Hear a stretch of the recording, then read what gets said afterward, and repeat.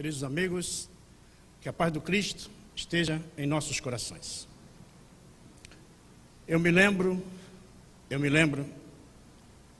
eu brincava na praia e o mar brania, e erguendo o dorso altivo sacudia a branca escuma para o mar sereno. E eu perguntei à minha mãe neste momento, que dura orquestra, que furou insano, o que pode haver maior do que o oceano? O que pode ser mais forte do que o vento? Minha mãe a sorri, olhou para os céus e respondeu: um ser que nós não vemos, é maior do que o mar que nós tememos, mais forte do que o tufão. Meu filho, é Deus. Casimiro Marques de Abreu, o poeta do amor e da saudade, nesse soneto nos mostra qual é a ligação nossa com a vida. É Deus. Deus é esta ligação nossa da vida. Quando perdemos o endereço de Deus, perdemos o endereço de nós mesmos. E Deus nos fala da vida. E para entender esse tema sobre suicídio, que vai falar da morte, é preciso que nós venhamos a entender sobre a vida. Agradeço os companheiros que nos antecederam e o professor que pôde fundamentar o que é o Espiritismo, que agora nos facilita. E é muito bom falar por último, porque a gente só diz idem, idem e termina a palestra, né? Fica mais fácil. Mas lembrando também que a música que nos encantou, e geralmente quando esses temas são abordados, aproximam-se ou são trazidos a esses ambientes espíritos que por algum motivo se equivocaram diante da vida e partiram para o além na situação deplorável do suicídio. E a música que encerrou, a Ave Maria, fez-nos lembrar que aquela que coordena as atividades na Terra, principalmente em relação ao suicida, é a nossa Mãe Maior, Maria. Foi ela que foi buscar Judas após ter cometido o ato do suicídio. Então nós teremos agora alguns fundamentos espíritas, até porque é preciso que a gente entenda, pela visão espírita, o que se fala da vida. Aproveitando que os conceitos já foram dados, nós vamos falar da união do espírito com o corpo, para a gente entender depois como é que acontece o processo da morte. A doutrina espírita coloca alguns fundamentos. O primeiro delas mostra que nós não somos esse corpo, como bem já foi falado antes. Nós não somos esse corpo que passa. Nós somos um ser imortal, o espírito imortal, a alma. Não tem uma forma definida, diz os espíritos. Essa forma que muitas vezes nós vemos e, por exemplo, se eu tivesse desencarnado, quando eu vim lá da região do Campeche, pelo trabalho que nós desenvolvemos pela manhã, e não pudesse estar aqui para fazer a palestra, eu apareceria para vocês com essa característica aqui, moreninho do jeito que eu sou, para dizer para vocês: gente, não vai ter palestra que eu acabei de morrer. Com certeza metade não ficaria aqui, me ouvindo. Mas nós guardamos a imagem da última reencarnação. E quem tem essa propriedade de guardá-la é o perispírito. Porque o espírito não tem uma forma. Esta forma, ou esta forma, esse modelo, é adquirido a partir da ligação com o corpo. O corpo físico é um instrumento da alma. Para que o espírito possa atuar no corpo, ele necessita dessa substância intermediária, que é o perispírito, aonde fica gravado todas as situações. Os espíritos que já adquiriram algum grau de evolução, o próprio perispírito já não existe ou ele é confundido. Mas nós ainda temos a necessidade de nos apresentar assim. Por isso que os pequenos, quando dizem para a mãe assim: mamãe, o vovô está sentado aqui na sala. E a mamãe já fica de cabelo em pé. O vô já desencarnou há 20 anos. Ou então fala que o tio, ou alguém que já passou por outro lado. As crianças, ao perceber os espíritos, não têm receio, não têm medo. Mas qual é a forma que ela vê? É o perispírito. Então o perispírito é importante a gente gravar, é esse elemento intermediário, semimaterial, que sofre a influência da alma, a sede das sensações, das percepções e do sentimento está no espírito. O perispírito e o corpo não sente, não tem emoções, ele apenas reflete aquilo que o espírito, de uma certa forma, desenvolve em si. O corpo físico é instrumento do corpo, é instrumento do espírito, perecível. Ao deixar de viver, ele volta a constituir os elementos dispersos na natureza. Por exemplo, quando nós reencarnamos, nós recebemos duas passagens, aproveitando a fala do nosso irmão, duas passagens, uma de vinda e uma de retorno. E já está marcado o dia de retorno. Quem quiser saber depois o dia que vai retornar, só no final da palestra, pode conversar comigo que eu digo. Então todos têm. O processo reencarnatório é um processo natural. Então todos vão um dia deixar o corpo físico. Agora, o estado no mundo espiritual é que vai depender de cada um. Então esses são os pontos básicos. O homem, o ser humano, na visão espírita, tem esta visão. É o espírito, perispírito e corpo. Fundamentando a questão 257 do O Livro dos Espíritos. A união da alma e do corpo. Na questão 344 do Livro dos Espíritos, pergunta Allan Kardec: em que momento a alma se une ao corpo? E os espíritos respondem: a união começa na concepção, na fecundação, e se completa no nascimento. Então, no momento em que há a união dos gametas, começa então o espírito que propenso ou destinado àquele futuro corpo, já está aproximado, já está ligado àquela nova estrutura orgânica, na qual começa então a desenvolver a estrutura celular e passa então o perispírito se enovelar na estrutura orgânica, célula a célula. Lembrando que cada um dos seus futuros pais geram ou doam uma célula, uma estrutura celular do gameta masculino e feminino, da estrutura do óvulo e do gameta masculino, uma célula de 23 cromossomos do pai e 23 cromossomos da mãe, formando uma célula de 46 cromossomos, que começa então a haver a multiplicação celular. Essa multiplicação celular é acompanhada pelo espírito. O espírito, então, ligado a essa estrutura, começa então o perispírito se enovelar à estrutura do corpo físico. E esses trilhões de células que hoje nós possuímos está imantada, está entrincheirada da estrutura do perispírito. E nós, espíritos, comandamos o corpo através do perispírito e recebemos as influências do mundo externo que vem ao corpo e chega até o espírito. Mais à frente, nós vamos fundamentar um pouco mais esse detalhe.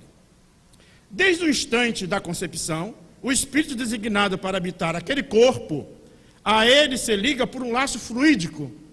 Então, esse laço fluídico é o laço do perispírito. Então, há um restringimento do perispírito, daquele futuro reencarnante, acoplado ao perispírito da mãe e ligado à estrutura do novo corpo que começa a se desenvolver. Nessas ligações da estrutura orgânica, dos 23 cromossomos do pai e 23 da mãe, eles se combinam em pares, de 1 a 23. 1 com 1, 2 com 2, 3 com 3, até o número 23, XY, aonde vai destinar a característica de homem ou mulher, se é o sexo masculino ou o sexo feminino. Então, quando começa a ver esse desenvolvimento, pela necessidade reencarnatória, nós, espíritos, imprimimos no nosso novo corpo as necessidades reencarnatórias de vidas anteriores.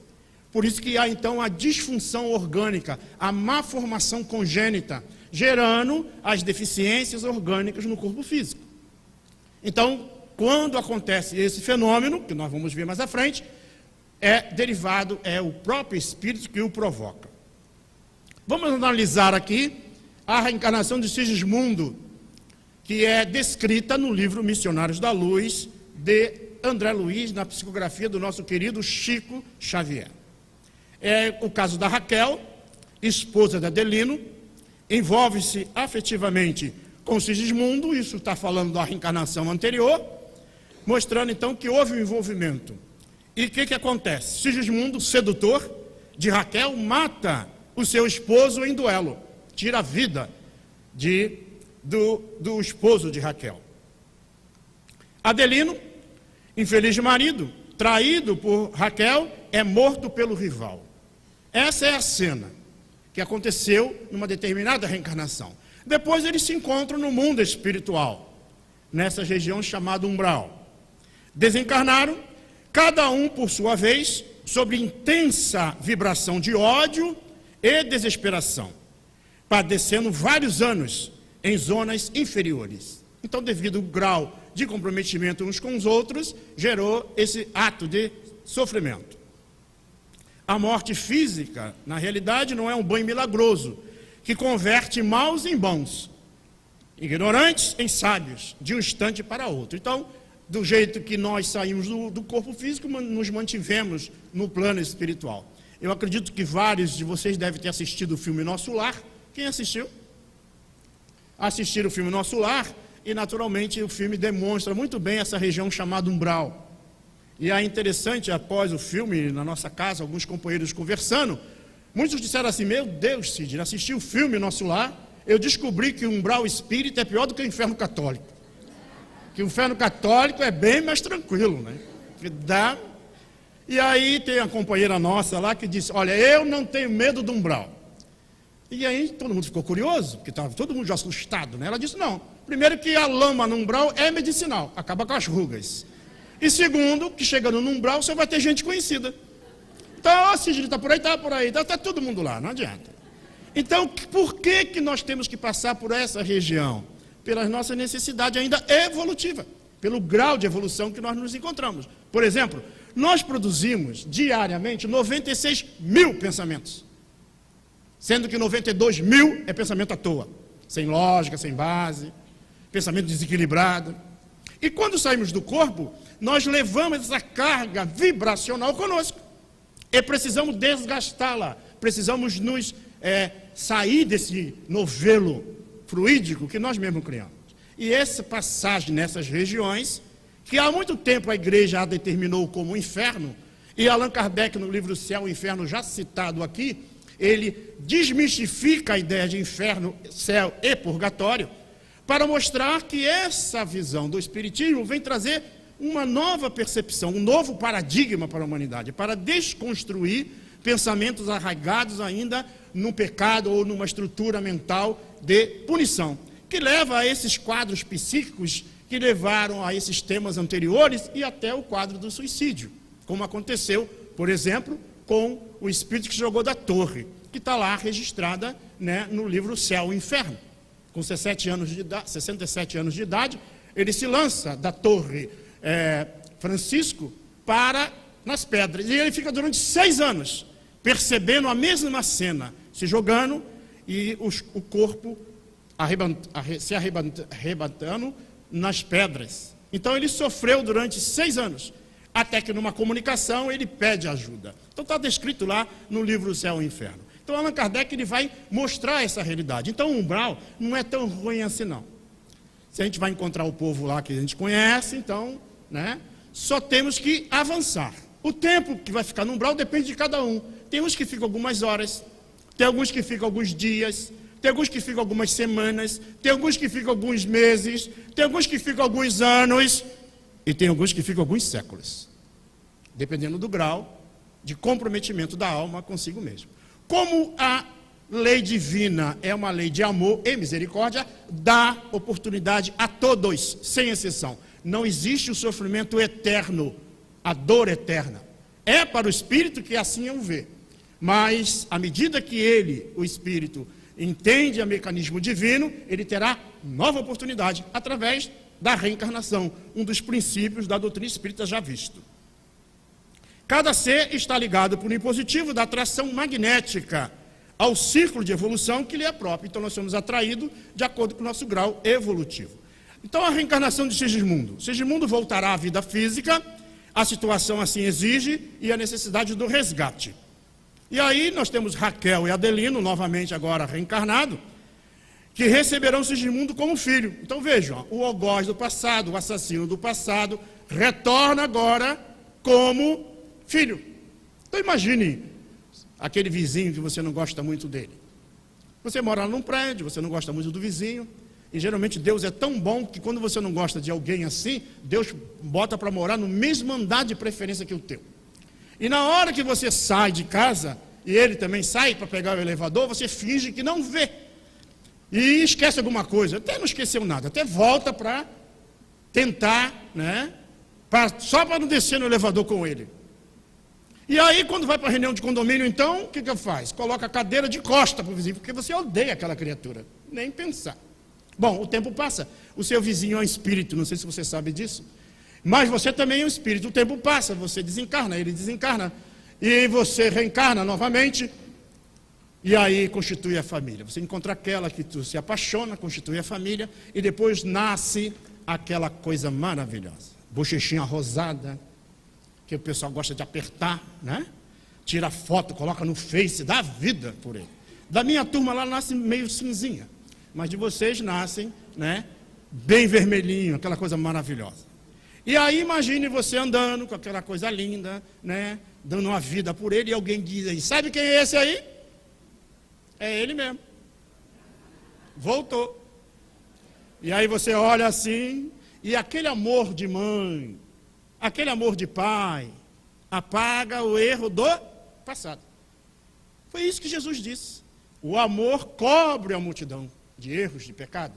Então, a reencarnação, como princípio básico da doutrina espírita, é uma lei natural, divina, para o nosso crescimento como espírito imortal. Então, Sigismundo vai reencarnar.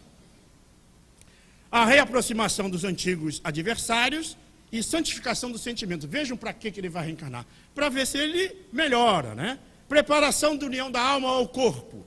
O espírito construtores, geneticista do plano espiritual, começaram o trabalho de magnetização do perispírito de Sigismundo. À medida que se intensificavam as operações magnéticas, tornavam-se Sigismundo mais pálido e menos lúcido. Então entra no estado de perturbação, o espírito que vai reencarnar, e ele esquece temporariamente o passado. O esquecimento do passado é importantíssimo para que a gente possa reencarnar e dar prosseguimento à vida. A forma de Sigismundo assemelhava-se agora a uma criança. É restringimento do perispírito, como eu já disse. Construtores do mundo espiritual examinavam os mapas cromossomiais. Lembra dos cromossomos? O ADN, áxios, óxidos, ribonucleico, que deu origem aos 23 cromossomos do pai e 23 da mãe, que vai dar origem à célula de 46 cromossomos que gera os corpos que hoje nós possuímos com trilhões de células, é observado pelos espíritos no plano espiritual. A união da alma ao corpo, então, Alexandre indica o órgão gerador de Raquel, que faz incidir sobre eles a sua luz. E aí o espermatozoide, identificando o espermatozoide mais apto, fixando nele o seu potencial magnético. Então um desses vai ganhar a corrida. Não é porque é mais forte, porque é mais belo, não, porque é necessitário. Aquele vai gerar o código genético necessário àquele futuro corpo que o espírito necessita para o seu crescimento espiritual. E ajudava ao desembaraçar-se dos companheiros, e para que fosse o primeiro a penetrar no óvulo. Então, o espermatozoide, focalizado por ele, ganhou nova energia e avançou rapidamente na direção da célula feminina. Sob o influxo magnético, o espermatozoide atinge a célula feminina, e aí, ainda sob o influxo magnético, o espermatozoide vitorioso prosseguiu a marcha depois que atravessou a periferia do óvulo e alcançou seu núcleo. Ambas as forças, masculina e feminina, formavam agora um só foco de luz. Um laço fluídico, uma extensão do seu perispírito, o liga ao óvulo, fecundando o movimento da concepção. O espírito é atraído por uma força irresistível, e à medida que o óvulo se desenvolve, o laço se encurta. O espírito entra em estado de perturbação, perdendo a consciência e esquecendo-se do passado. O perispírito se une à molécula ao corpo em formação, e o nascimento completa com a união do espírito com o corpo. Então, esclarece Alexandre, o mentor espiritual de André Luiz, os processos de reencarnação diferem ao infinito. Os espíritos de grande elevação quase dispensam ajuda espiritual. Os inferiores necessitam de cooperação muito complexa. E a reencarnação do Sigismundo obedece à diretriz mais comum. Então é mais ou menos assim. Eu fiz questão de ler as passagens para ficar fidedigno ao livro, para que a gente tenha ideia. É assim que nós reencarnamos desde que o mundo é mundo. Não tem outra maneira. Ah, mas eu assisti um filme, Sidney, onde o homem morreu e depois ele voltou do cachorro para poder ficar junto com a família. Isso não acontece. Isso é filme. A alma, depois que chegou na estrutura psíquica hominal, ele não retroage mais. Ele não reencarna em estrutura anterior psíquica, que é dos processos anteriores da evolução humana. Então, esse entendimento que o Espiritismo coloca, mostrando que é assim que nós penetramos na carne, no corpo físico. Leva um tempo de adaptação, até os 7 anos de idade, a criança ainda está fazendo todo o processo reencarnatório. Por isso que a probabilidade de perceber o mundo espiritual, nesta faixa etária, é muito grande. E depois do amadurecimento do corpo físico, ela deixa de perceber e muitas das vezes não tem característica nenhuma da mediunidade que muitas vezes acontece. Agora vamos ver o desencarne. O desencarne, pela descrição do nascimento, é o inverso. É um processo inverso do que aconteceu. Aí nós temos o caso de Dimas, que está também numa obra de André Luiz. Aí, olha a observação que dá os espíritos. Com exceção do suicídio, todas as desencarnações são determinadas. Poucos cumprem o tempo concedido. Diz André Luiz que são raros aqueles espíritos que completam o tempo no qual eles foram programados estarem no corpo físico, chamado espíritos completistas. A grande maioria de nós vamos antes. André Luiz, para quem lembra do filme e do livro, foi considerado suicida. Por quê?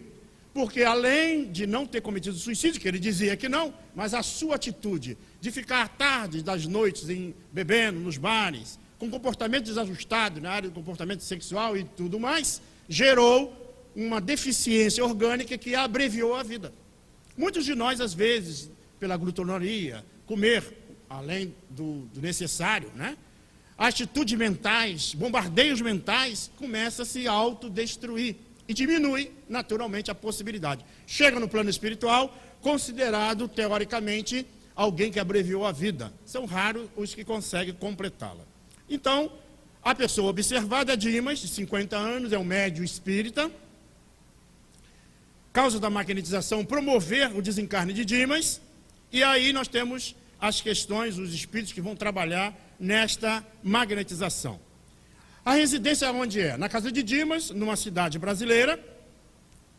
Qual é a situação orgânica de Dimas? Cirrose, o estômago e pâncreas e duodeno com anomalias. Então veja que o quadro dele, rins praticamente morto, o quadro físico dele é muito difícil, tá? O coração trabalhava com dificuldade e tudo mais.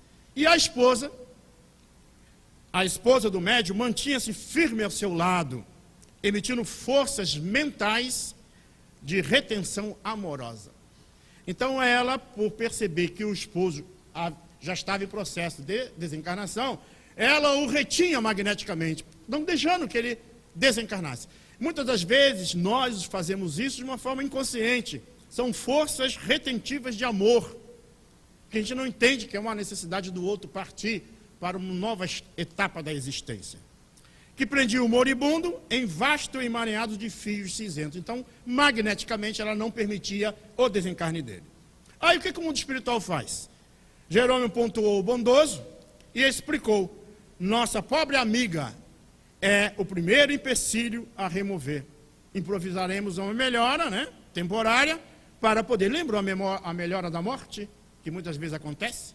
Os espíritos, então, fez o moribundo, aquele que já estava quase a morrer, para que ele, aos poucos, né, pudesse recobrar a consciência, e ele, então, em ritmo quase normal, abriu os olhos e exclamou, reconfortado: Graças a Deus, louvado seja Deus. E aí ele diz, falava em voz quase imperceptível, Dima mostrou novo brilho no olhar e encarou a companheira e rogou, querida, vá descansar. E aí ela se desliga dele, e nesse momento que ela se desliga, o mundo espiritual aproveita para desligá-lo do corpo. Em breves minutos, o quarto ficou solitário, facilitando-nos o serviço. E aí começa o processo da desencarnação. São etapas que os espíritos utilizam para desencarnar. Da mesma forma que utilizam várias etapas para ver a encarnação, a reencarnação do espírito, agora é um processo inverso. Então começa a haver isolamento do sistema nervoso, né? São operações magnéticas realizadas, isolamento do sistema nervoso simpático, neutralizando o cérebro. Então, são 3 áreas básicas que é feito todo o trabalho de desligamento da alma. A primeira delas é o centro vegetativo, a sede das manifestações fisiológicas e no ventre. A segunda é o centro emocional, zona dos sentimentos, na área do tórax. E, por último, a estrutura mental. O mais importante, o cérebro. A glândula epífiso pineal, que André Luiz descreve no livro Missionário da Luz, é a glândula espiritual. É ela que, quando nós começamos a reencarnar, a primeira estrutura que se forma da ligação dos gametas, da estrutura orgânica, é o tubo neural. O tubo neural é o que vai dar origem ao sistema nervoso central e periférico. É essa ligação que nós, quando vamos reencarnar, o nosso perispírito se liga a essa estrutura da célula epífiso pineal. E quando desencarnamos, é a última estrutura na qual nós desligamos do nosso corpo físico. Por isso que muitas das vezes, quando há o desencarne, aí aqueles que conseguem perceber, o mundo espiritual vê aquele Dimas ali, cadáver, e agora Dimas perispírito, desligado do corpo, né? Mas ligado ainda pelo fluido, porque o perispírito é plástico, é moldável. E ele, então, se estende. E o espírito continua ligado à estrutura do corpo da glândula epífiso pineal.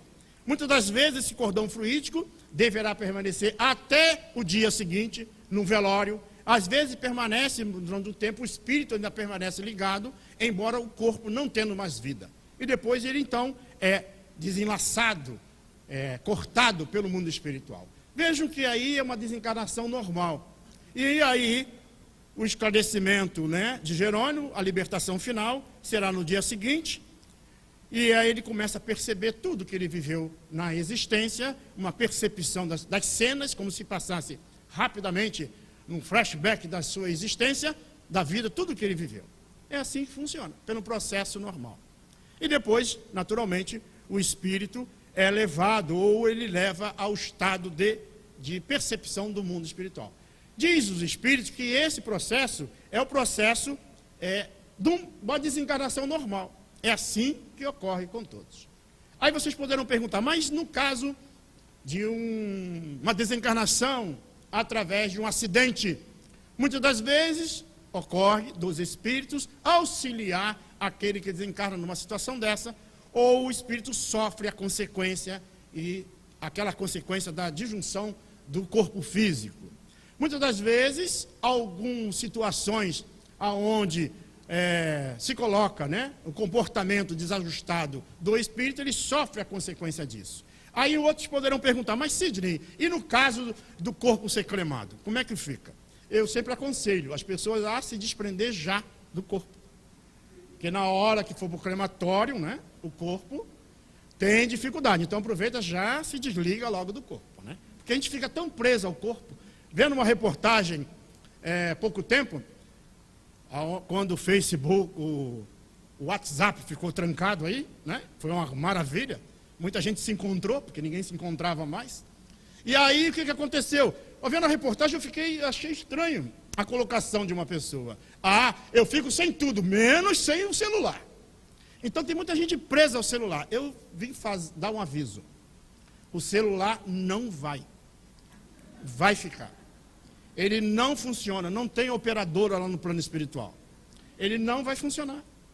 Então, por mais que a gente queira levar as coisas do mundo, não vai. O corpinho, por mais bonito que seja, saradinho, que a gente mexeu ali, mexeu aqui, botou botox, botou isso, botou aquilo, vai ficar.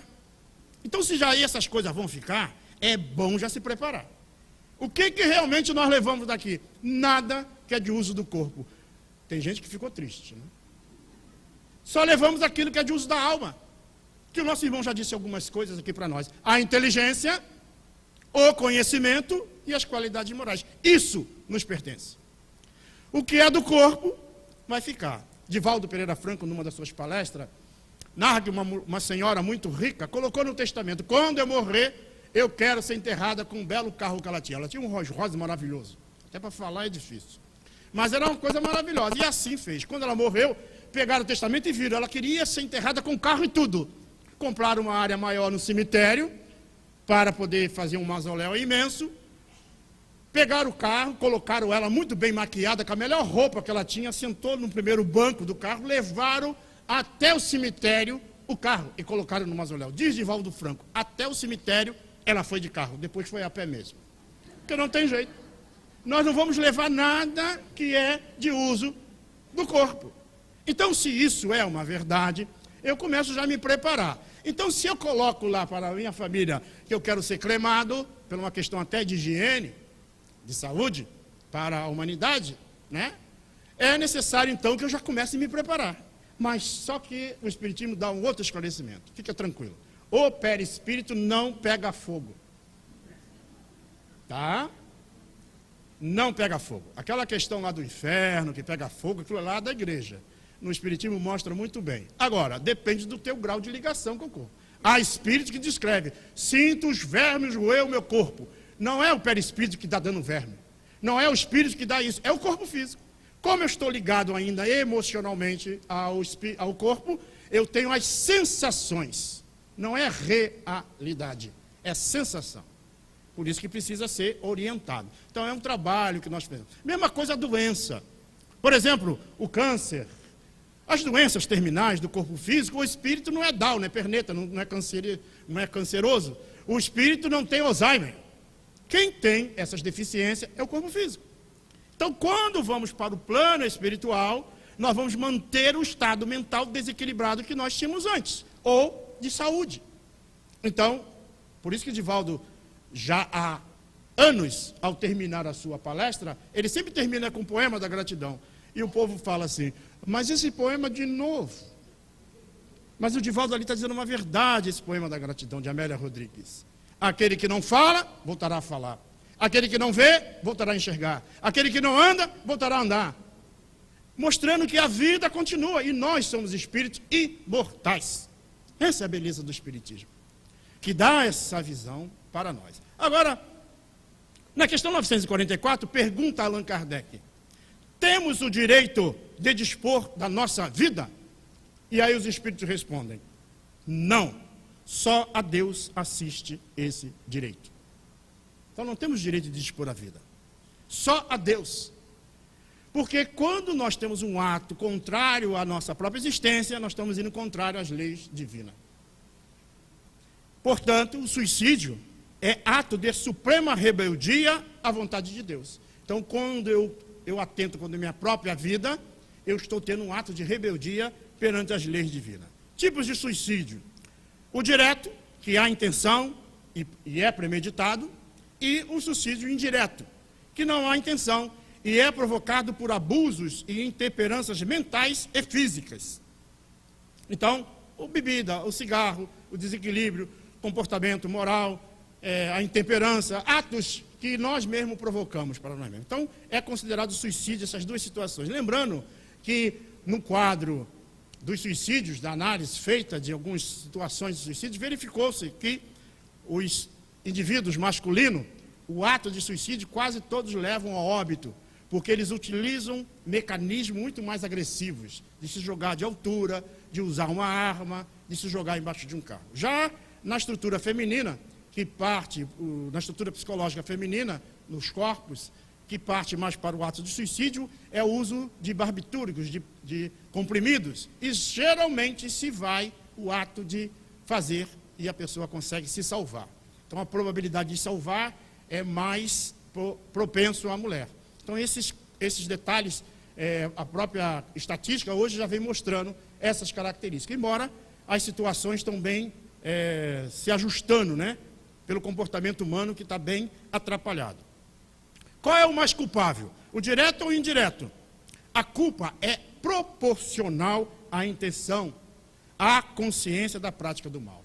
Então, se nós queremos analisar qualquer situação, por exemplo, no céu e inferno, há um caso de um suicida, do conscrito, que vai narrar, que ele narra a situação. O que acontece? O filho vai servir às forças militares. E o pai, não querendo que o filho vá, ele imaginou assim: se eu morrer, a mãe ficará viúva e ele se tornará rimo de família. E ele então vai servir. E o que o pai faz? Se mata, para poder o filho não ir para a guerra. E quando ele toma esse ato, ele chega ao plano espiritual, e ele então percebe o mal que ele fez contra si mesmo. Sofre as consequências, mas ele percebe. Ele não tinha o direito de decidir isso. Por quê? Porque poderia que o filho não fosse para a guerra, poderia que o filho não morresse na guerra, e poderia ser o destino do filho estar naquela situação. E ele sofre essas consequências desse ato. Então, a intenção, nesse caso, foi abreviada, porque ele fez sinceramente. Era isso que ele queria fazer para liberar o filho. Não foi por questões de não ajustar-se perante as leis divinas. Mesmo assim, há o processo de sofrimento. O caso do indivíduo que se joga da torre, ele se embriaga, ele se desequilibra moralmente por dores, sofrimento, desgosto e acaba com a existência. E depois, numa comunicação, ele diz que continuava vendo a cena se repetir sempre. Então a dor era maior do que a dor que ele sentia. E ele reencarnou para passar essas privações, para aprender naquele processo dele. Causa do suicídio. A primeira delas é a falta de fé. É responsável por quase a totalidade do suicídio, ou seja, essa falta de direcionamento em relação a Deus. Essa ligação com Deus. Maior incitante do suicídio, a incredulidade e o materialismo. O fato de não entender sobre a vida, a continuidade da vida após a morte, leva muitos indivíduos a acreditar que ele consegue apagar a existência simplesmente anulando a vida, quando o desgosto, as situações deprimentes ou situações desequilibradas o levam a essas atitudes. Ele acha que vai resolver um problema, e ele, na realidade, gera um outro problema. E ocasiona, o que vai ocasionar esse processo? A covardia moral diante das decepções e sofrimento. Então, se nós estamos num mundo de prova e expiação, somos espíritos em processo de evolução, as situações que nos apresentam é para o nosso crescimento, mesmo as mais difíceis, para que a gente possa crescer. A dor é uma bênção, mas entender ou perceber a partir desse prisma é que está a grande dificuldade de nós, seres humanos. A causa de todos os males que assolam o mundo atual está na ausência de uma visão mais espiritualizada da nossa existência. Então, por isso que hoje, quando nós vemos cenas em novelas, em situações, filmes, como O Nosso Lar e outros, isso já ajuda a sociedade, os indivíduos, a perceberem ângulos diferentes. Chegou para nós, lá na Federação, um e-mail de uma pessoa que foi assistir o filme Nosso Lar. Escrevi a ela dizendo que não ser espírita, mas quis assistir o filme Nosso Lar. Se denominou ser de uma determinada igreja reformada, e a pessoa então descrevia: fui assistir o filme Nosso Lar. Sentei lá no canto, para que ninguém me observasse, porque ele achava que alguém o identificar, sendo de outra crença. E ao perceber, assistindo o filme Nosso Lar, eu achei interessante que os espíritas também acreditam no inferno. Porque ele viu o Nosso Lar, viu a cena do umbral, e ele colocou. Aí ele colocou no e-mail: mais um detalhe, do inferno espírita dá para sair. Então é uma coisa boa, que ele já viu.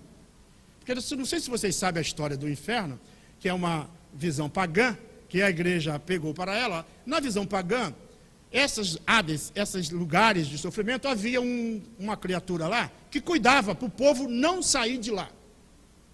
Era basicamente isso. O povo ia para lá, que agiu mal, e não podia sair de lá. Mas, quando a igreja pegou a mesma ideia, ela a colocou.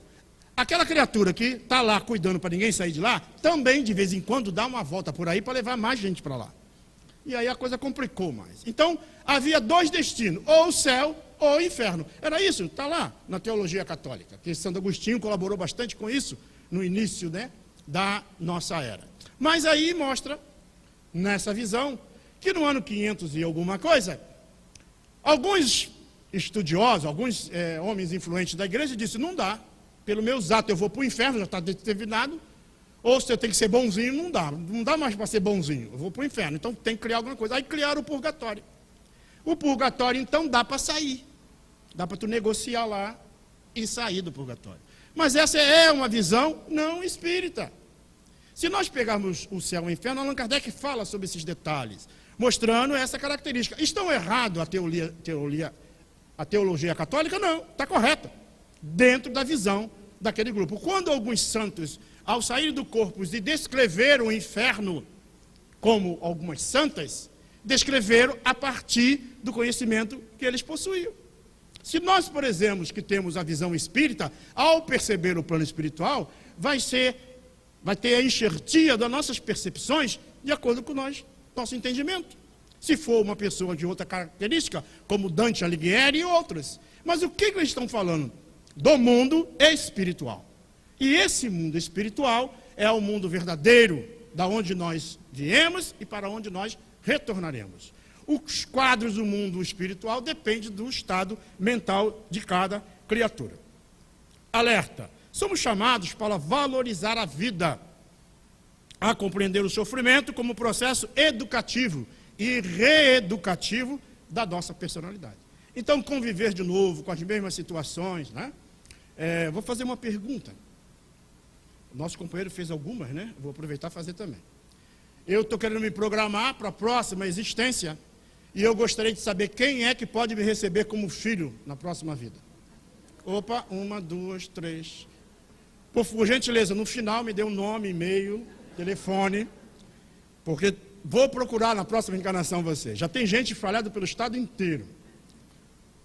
Gente, isso é seríssimo. Diz André Luiz no livro Entre a Terra e o Céu que são raros os que reencarnam entre amigos. A grande maioria de nós reencarnamos entre aqueles que nós precisamos ajustar.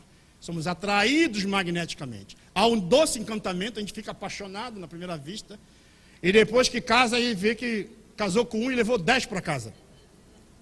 E ele olha para a princesa que vira qualquer coisa, e a princesa olha para o príncipe e virou sapo.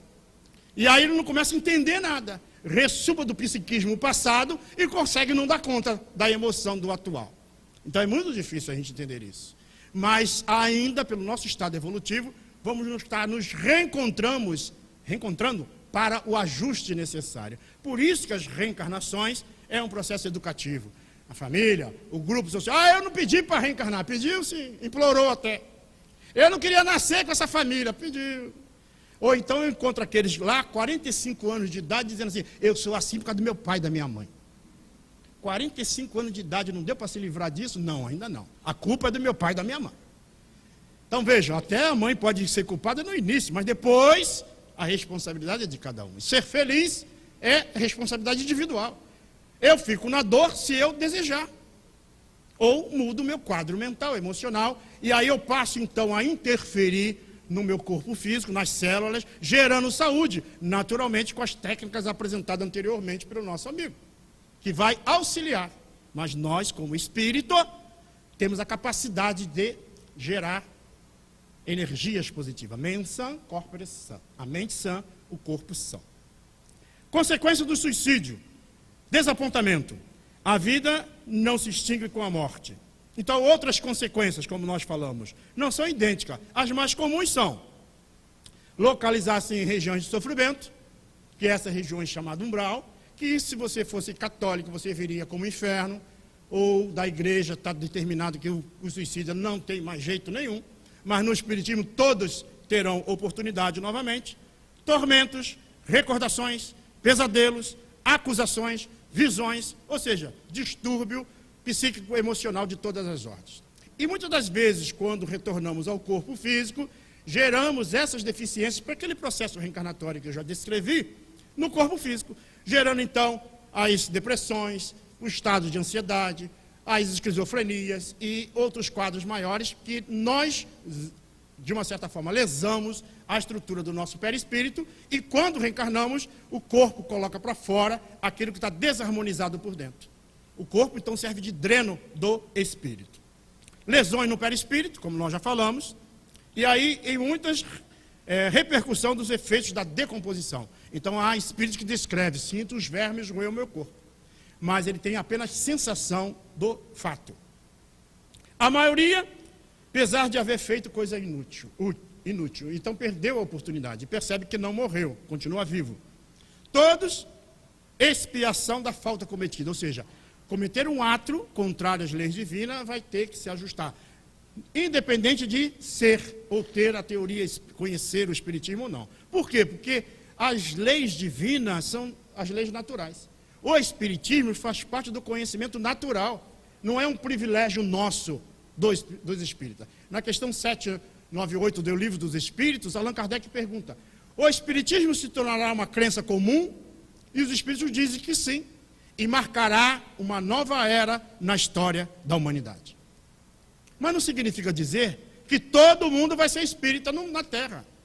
Porque o espírita, o movimento espírita organizado, nós organizaremos. Mas o conhecimento da vida após a morte, das consequências que o espiritismo apresenta, será um conhecimento comum, como a matemática.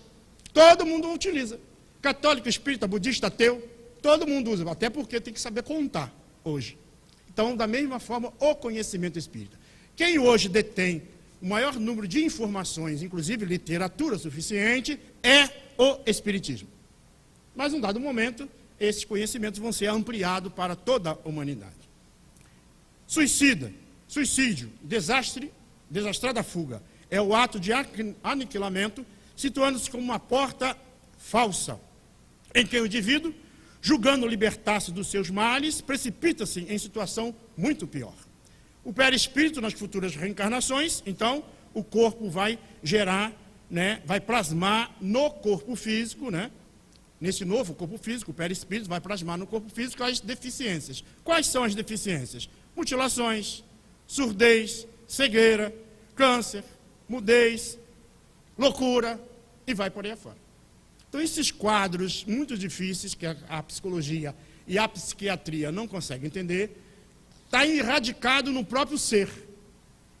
Cada doença, cada distúrbio tem o nosso próprio DNA. Ou seja, nós mesmos geramos essa deficiência. Imagine, eu vindo para cá e resolvo pegar um atalho qualquer.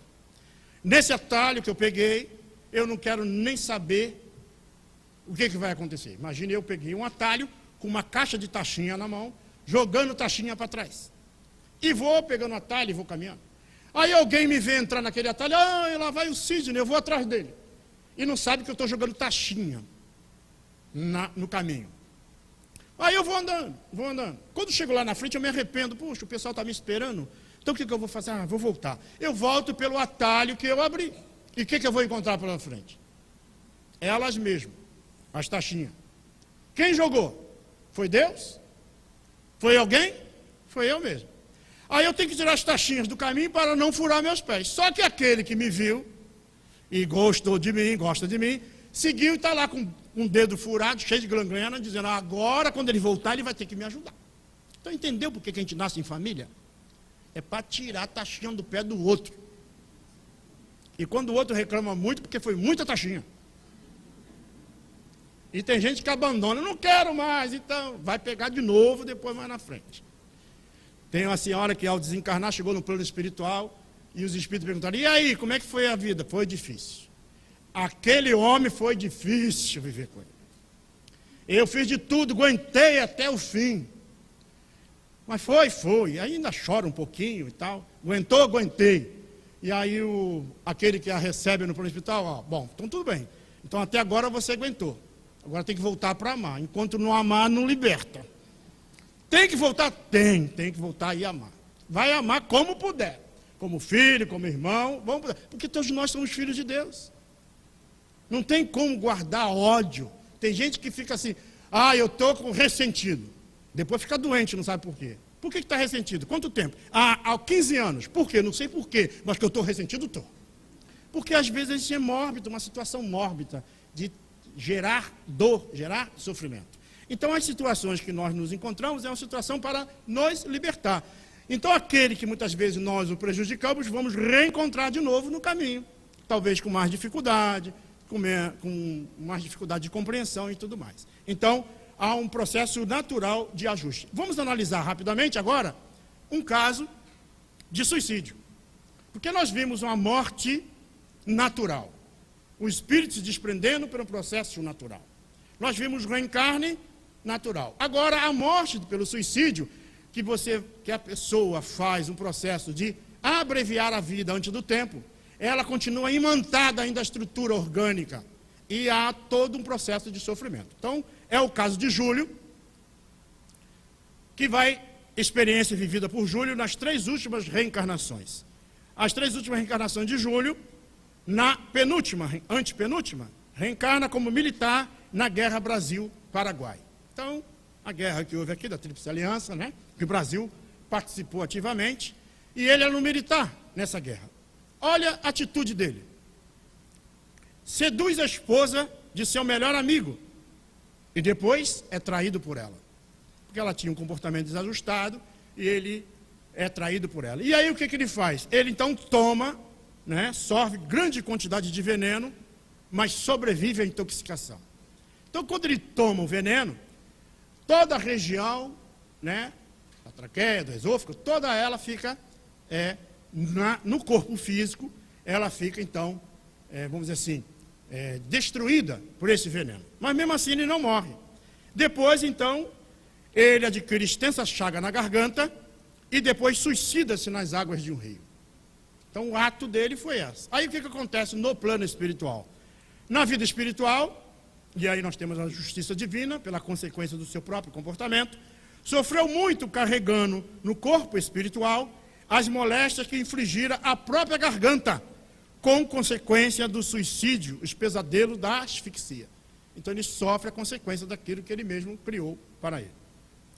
Na penúltima reencarnação, Júlio, então, reencarnou de novo, junto das almas ligadas à sua existência passada. Então agora, ele reencarna novamente, só que ele reencarna, aquela que é a sua mãe tinha morrido, e aquele que foi o amigo dele, agora é pai de 2 crianças.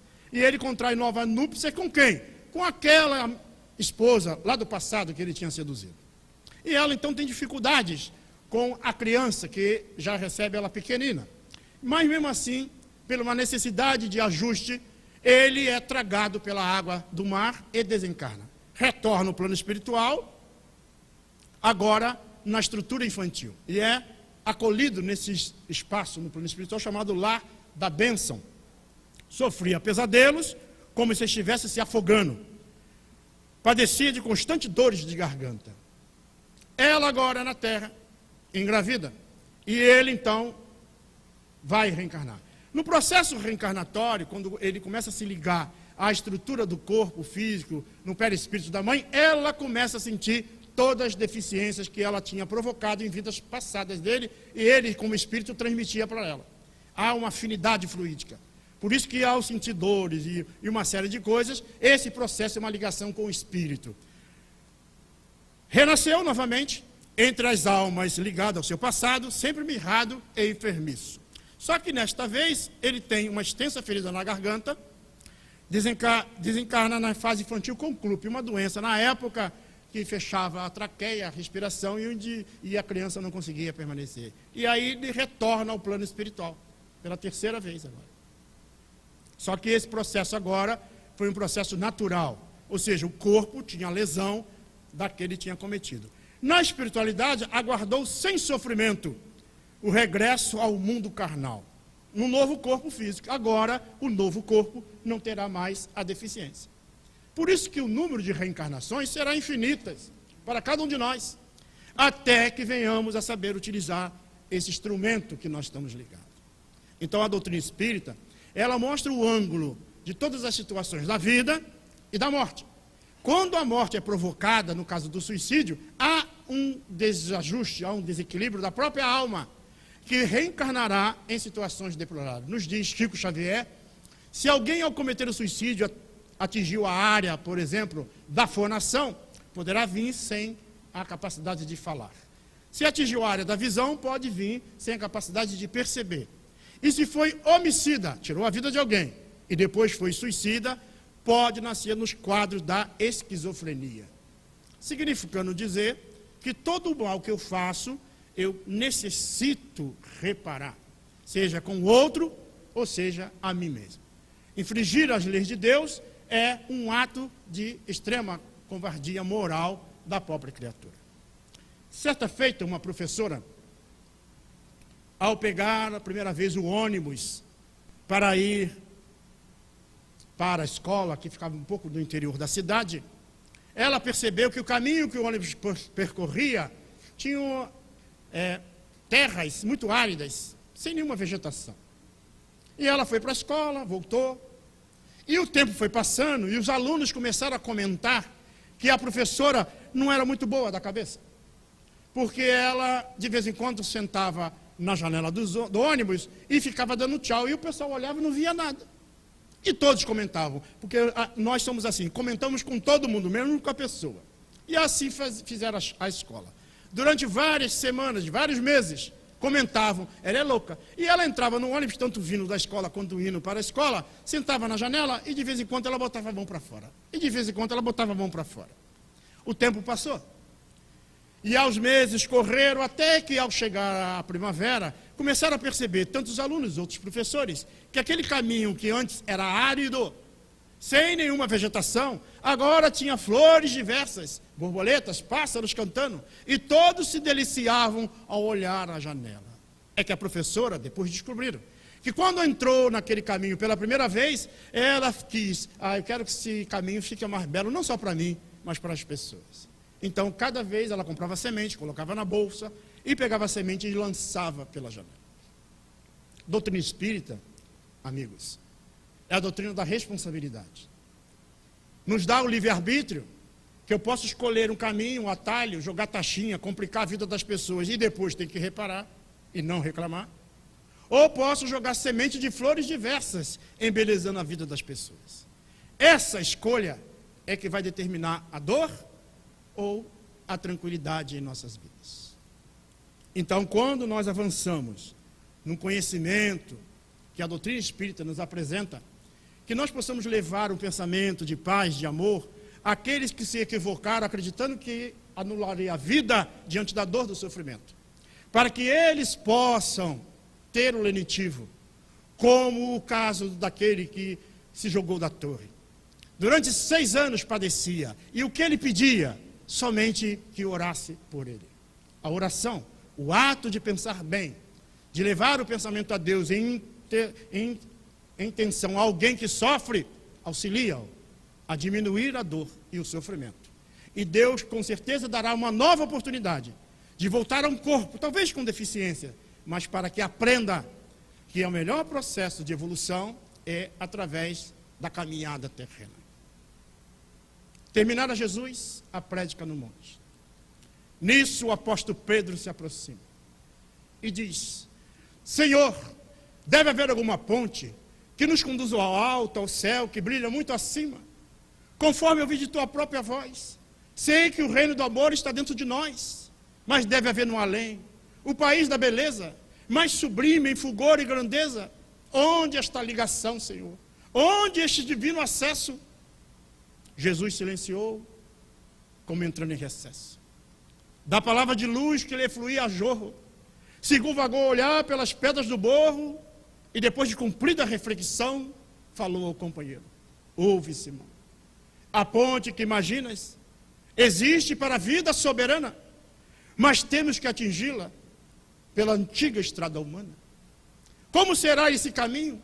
Tornou Simão a perguntar, e Jesus respondeu sem hesitar: coração que escolhe às vezes vai sozinho, reconhece senão sofrimento e dor, padecimento, e aquele que serve em nome do Cristo, em nome do amor, sofre o assédio do mal que o vergasta e procura reduzi-lo à penúria e ao desfalecimento. Quem busca nesta vida transitória a ponte de luz para a eterna vitória, há de saber amar os próprios inimigos, não contará percalços nem perigos para servir aos semelhantes, viverá para o bem, a todos os instantes, e mesmo que o mal pareça vencedor, confiando em Deus doará mais amor, e mesmo que a morte, Pedro, se lhe impunha na injustiça, ferindo-lhe a vergonha, aceitará pedradas sem ferir, desculpará injúrias e humilhação, se deseja elevar o coração, aponte para o reino do porvir. Alguns dias depois, o Cristo flagelado encontrava na cruz o impacto da morte, silencioso, sozinho e desprezado. Terminada que foi a gritaria da multidão feroz naquele dia, ante o céu anunciando aguaceiro imenso, Pedro foi ao Calvário, aflito e atento, envergando disfarce, queria ver o mestre, aproximou-se para sentir o extremo desconforto. Simão chorou em ver o amigo morto, e ao fitá-lo, magoado longamente, ele ouviu uma voz a falar-lhe das alturas. Ouve, Simão, recorda os pensamentos teus e meus. Esta cruz que me arrasa e me flagela é a ponte que sonhavas alta e bela para o reino de Deus. Muita paz.